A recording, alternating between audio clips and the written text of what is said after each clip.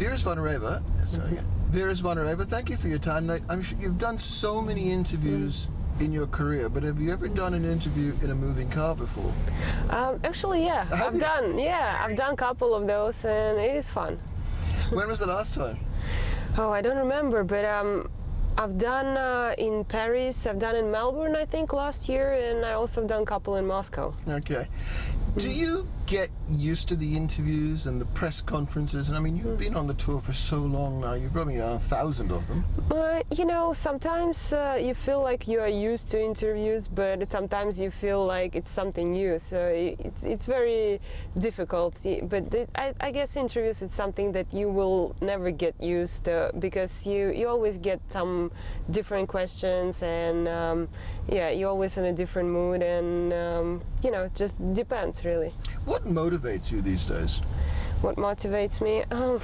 Difficult question. I think I'm very passionate, and I always want to bring the best out of myself, and that's something drives me. You know, I could not accept if something is not perfect. You know, I always want to make things perfect, and I think I'm a perfectionist in life, and I think that's something that motivates me a lot. Being a perfectionist, can there also be a negative on that you think it's so difficult to get everything exactly right and it becomes frustrating? Of course, yes.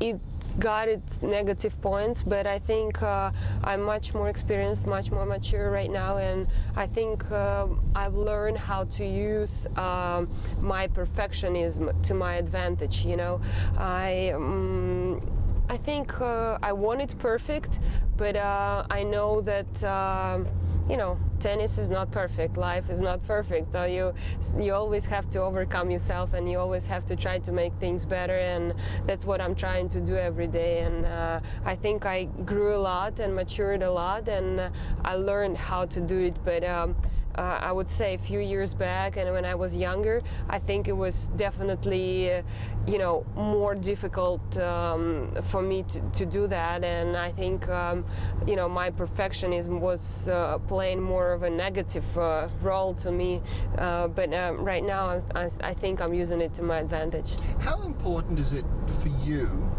to be doing something other than tennis even when you're on the tour? I like to keep myself busy with different things, and I think it is very important to take your mind off the court, just to make sure that you can be fresh when you are back on the court. So studying or reading or doing something else, that is, for me, it is very important, and it helps a lot. You've touched on study, and you're taking this year off from your studies.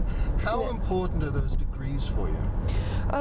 They are important because they help me to learn things outside of tennis. They help me to become maybe a different person in a way. You know, I know that I'm an athlete and I'm a tennis player, and that's what I do all my life, but there are so many things besides tennis, and there are so many things that I can learn, and I would like to develop myself not only as a tennis player, but I would like to develop myself as a person, and I really want to keep studying because I really want to get that knowledge, and just to know a lot of different things.